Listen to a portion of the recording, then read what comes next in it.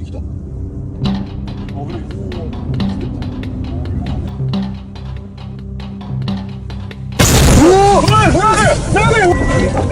Hello everyone, my name is Alejandro, and I've been a truck driver all my life. I haul goods from one place to another, traveling countless highways. I had always enjoyed the solitude of the road and the quiet of the night. However, I once lived through an experience that changed my life forever.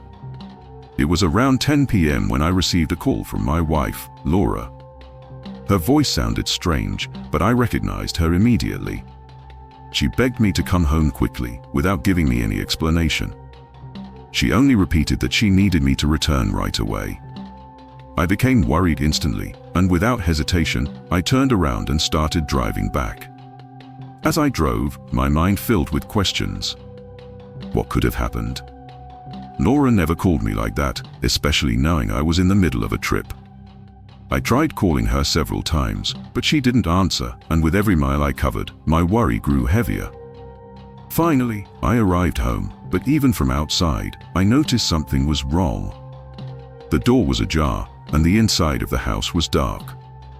When I went in, I found chaos, furniture overturned, things scattered all over the floor. A chilling terror came over me like I had never felt before. Thinking the worst, I called out for Laura, but there was no response. I searched every room, finding the same disorder and silence. My mind was consumed with dark thoughts. What had happened? Where was she? At that moment, my phone rang again. It was an unknown number. I answered, and a voice identified itself as a police officer. He informed me that Laura had been in a car accident earlier that afternoon. She had died instantly. I felt as if my entire world had collapsed. I couldn't believe what I was hearing. It seemed impossible. She had called me after the accident. How could that be? I checked my phone's call history, and there it was, a call from Laura at exactly 10 p.m. It couldn't be a mistake. That night, I couldn't sleep. I kept trying to find an explanation. I searched every corner of the house as if I'd wake up from a nightmare, but the disorder was still there, and Laura was nowhere to be found. The next day, I went to the police station to identify her body. It was the most painful thing I've ever done. There she was, lying cold and lifeless on a stretcher. There was no doubt it was Laura. I returned home feeling empty, lost, and tormented by the thought of that call. What did it mean? Had it been a hallucination? But the voice had been so clear, so real, and it was undoubtedly Laura's. As days passed, I began noticing strange things at home. Objects moved on their own, whispers echoed in the hallways, and I constantly felt like someone was watching me. I tried to dismiss it, thinking it was grief and stress, but the unease never went away. One night, while trying to sleep, I heard the sound of the phone. Not a call, just the dial tone. I got up and found the receiver off the hook. I placed it back, but the ringing returned almost immediately. When I answered, there was only static. But through the noise, I heard Laura's voice whisper my name. I hung up instantly, unable to bear it. The following day, I had to get back to work. I had a long-haul delivery to make. I left around 4 p.m., knowing I'd be driving late into the night. Around 11 p.m., I parked at a large gas station where several other trucks were resting. I lay down in my cab, hoping to get some sleep. But just minutes after closing my eyes, I heard it again, Laura's voice, this time whispering directly into my ear. I jumped up in terror, fell off the bunk, and scrambled out of the truck. No one was inside, yet I knew what I'd heard was real. I hadn't even been asleep to dream it. Shivering outside in the cold, I cried uncontrollably. A fellow trucker parked nearby approached and kindly asked if I was okay.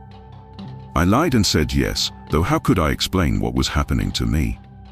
He looked at me strangely and then asked if I was waiting for someone. Confused, I said no, I was traveling alone, just working. He then asked the question that froze me in place, then who was the woman who just got out of your truck? My heart stopped. What woman? I asked. He described seeing an older woman, disheveled and gloomy in appearance, climbing down from my truck and walking toward the woods. He thought she had gone to relieve herself, but she never returned. I was in total shock. When that trip ended, I knew I needed help. I visited a spiritual healer. What he told me left me speechless. He claimed the voice I'd been hearing wasn't Laura at all, but a demon imitating her. He said Laura's soul had been trapped because someone had worked dark witchcraft against her, and that her accident was no accident. He explained that perhaps the first call I received truly was from Laura, begging me to come home, but after that, it had been the demon. He also told me I had something evil attached to me, likely connected to the curse. He performed a cleansing ritual, assuring me that whatever had been binding me could no longer harm me. From that day forward, the paranormal event stopped. I began going to church daily, praying for Laura's soul to be freed. A little over a year later, I ran into one of Laura's former co-workers outside a bank. She greeted me warmly, but I noticed hesitation in her voice, as if holding back a secret. Finally, she confessed. She told me there had been a woman at their workplace who hated Laura, viewed her as competition, and was filled with envy. She spread rumors, undermined her constantly, and it was no secret she despised her. Then came the most horrifying part. Another colleague, close to that woman, had confided that she bragged about going to a powerful witch to have Laura removed from her path. She said it proudly, as if it were an accomplishment. Laura's friend admitted she had been too afraid to tell me before, fearing the same could be done to her or her children. She was still terrified as she told me. I thanked her, assuring her I understood her fear. I carried no plan for revenge. But life itself delivered its own justice. Months later, I learned that the envious woman had died of cancer. I won't lie, I felt relief. After everything she had done to my wife, to my family, I couldn't help but feel that justice had finally been served. Be careful who you trust. You can never imagine the depth of evil that may hide behind a friendly face. Thank you for your time. Good night. Good evening, everyone. My name is Chase Bell, and I have been a long-distance truck driver for more than 15 years. I had never experienced anything out of the ordinary until that one night, a night that began as a routine trip. I left Texas heading to US City, but a heavy storm forced me to take a detour. The secondary road I ended up on was narrow and full of sharp curves. The rain was pouring so hard that I could barely see more than a few feet ahead of my truck. The road signs were almost invisible, and after a while, I realized I was lost. The clock on the dashboard read 11 p.m. when I spotted a rest area in the distance, dimly lit by flickering lights. I drove closer and saw several trucks in poor condition parked there, but not a single driver in sight. The place looked strange, but I had no other choice. I needed to stop, rest, and wait for the storm to calm down. I parked my truck, and as soon as I stepped out, I felt something wasn't right. The trucks looked old, rusted, and overgrown with weeds, as if they had been abandoned for years. The rain began to ease, but a thick fog quickly blanketed the area. I decided to stay inside the cab, but I couldn't relax. The sound of the storm mixed with an unsettling silence in that rest stop. I sat there, staring through the windshield, trying to calm myself down. But not long after, a loud metallic noise jolted me in fright. It was followed by what sounded like screams and the screeching of tires. I checked the clock again. It was 3 a.m. I straightened in my seat, trying to figure out what was happening. Through the fog, I saw lights moving among the abandoned trucks. Fear and curiosity pushed me to investigate. With a flashlight in hand, I stepped out and walked slowly toward the noises. The closer I got, the louder they became. That's when I saw them, human figures. At first, I thought they might be other drivers, but something was terribly wrong. As I got closer, I saw their faces clearly, expressions frozen in terror and agony.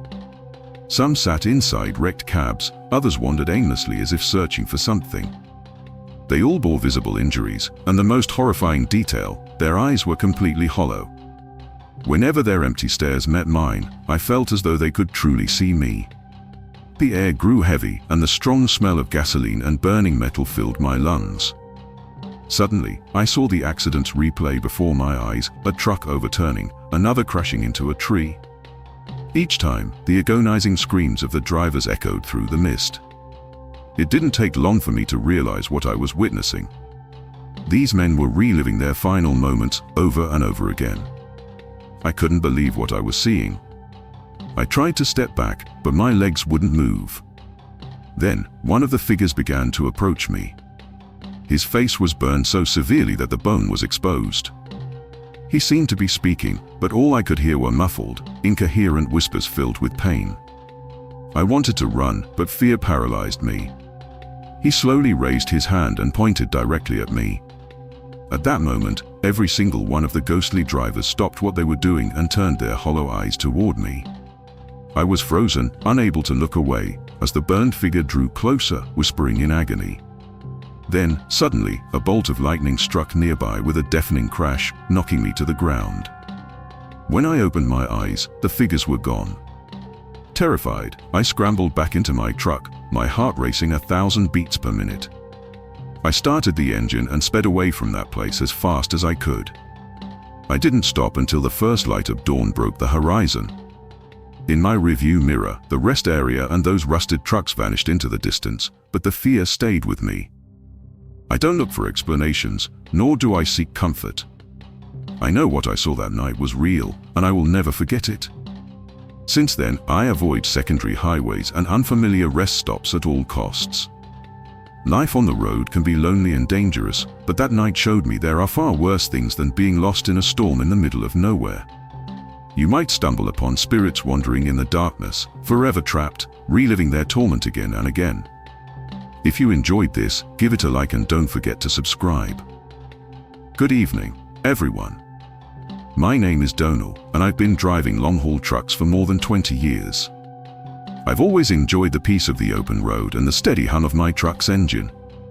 However, a few weeks ago, during one of my night trips, I lived through an experience I will never forget. I stopped at one of those lonely rest areas on a deserted highway in Sonora. It was one of those old, run-down stops with filthy bathrooms and vending machines that didn't work. As I walked around to stretch my legs, I noticed something on the ground next to one of the benches. It was an old radio, round in design with large buttons. I thought it could be useful to keep me entertained on long trips, so I picked it up and brought it into my truck. That night, after checking that the radio still worked, I installed it in the cab. At first, it only played static and white noise. But as I drove further down the highway, the static slowly shifted into soft music, songs from the 1950s. I thought it was curious, but nothing too important. I just kept driving into the night, listening to that old music. But then something strange happened. The music suddenly stopped. In its place, I heard the desperate voice of a woman crying for help. She sounded terrified, saying she had been in an accident at kilometer 9 of the highway I was on, begging for someone to save her. Since I was only a few miles away, I hit the accelerator as hard as I could. But when I reached the spot, there was absolutely nothing there. No wrecked vehicles, no sign of a crash, nothing. I expected to find at least some car pulled over, but the road was completely empty. I thought maybe she had given the wrong kilometer, so I kept driving, hoping to find her. But I never did. On that entire trip, I never saw a single accident, broken down car, or anything unusual. What unsettled me most was that, as soon as I passed the kilometer she had mentioned, her voice faded from the radio, and the old music started playing again. I never figured out what happened. The next day, I was back on the road again. When I turned the radio on, no matter how much I tuned it, it only played that same old music. No stations, no commercials, just endless songs from the 50s. I was getting used to it when, that night, it happened again. The music stopped. But this time, it wasn't the woman's voice. It was a man's voice. He wasn't asking for help, he was leaving a farewell. He begged whoever was listening to tell his wife, Margarita, and his daughter, Carla, that he loved them. He said he was lost in some dark, empty place, and he knew he was never coming back. Then, just like before, the old music returned as if nothing had happened. I was stunned. My hands tightened on the wheel. I turned my head to the side of the road and, in the dim light, I saw a large cross with a wreath placed on it. That's when it all clicked. Every time I drove past a spot marked with a cross, the voices would come through the radio. Fear sank into my stomach. From then on, I started driving with my eyes wide open, searching the roadside for crosses. After about an hour and a half, it happened again. The music cut out right as I passed a cross decorated with fresh flowers. This time, it was the voice of a child. I nearly lost control of the truck when I realized it was just a little girl, sobbing. She didn't speak a single word, only cried. She sounded scared, lost. The hair on my arms stood up, and I fought back tears. My fear was so great that I couldn't even look at the cross to confirm if it had been for a child. I just pressed on until the radio switched back to the old music. This time, I turned it off. The first thought in my head was that as soon as I reached my next stop, I would uninstall that cursed radio and throw it away where no one could ever find it. But as I kept driving, something even worse happened. The radio turned itself back on. Static blasted at full volume. No music this time, only two male voices. They sounded young, and both were screaming, crying, begging to be rescued. They shouted that they were burning alive, their voices full of anguish and terror. I tried everything to turn it off, pressing every button, but nothing worked. My hands were shaking, and I floored the accelerator just to escape that stretch of road. Just as I suspected, once I passed it, the voices faded away. I couldn't take it anymore. At the first gas station I saw, I ripped the radio out of my truck. I drove a few more miles, stopped in the middle of nowhere, and hurled it into the wilderness so no one else would ever pick it up like I did. I never thought something like this could happen to me. I've always been skeptical, a man who didn't believe in the supernatural. But there are things you can't control, no matter how much you want to. Even now, I still hear those voices echo in my mind whenever I'm alone in silence.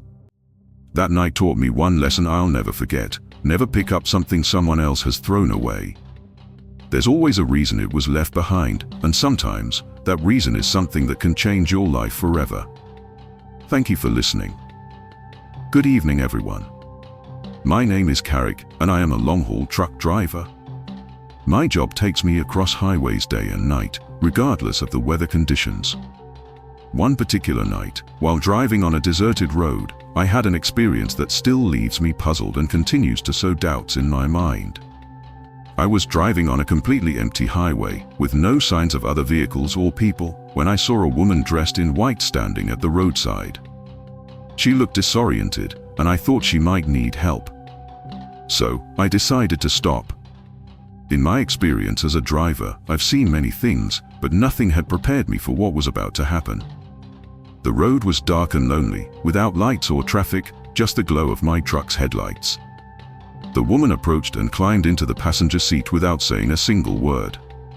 I assumed she was scared to be getting into a stranger's truck in the middle of nowhere, so I ignored her odd behavior and tried to understand what she might be feeling. But her gaze was vacant, and her skin was so pale it reflected the headlights, giving her a chilling appearance. I kept driving, alert for any signs of an accident or some reason for her being stranded in such a desolate place. During the trip, the woman seemed very nervous, constantly looking behind us as if someone were following her. I tried to make small talk to calm her down, but she barely responded.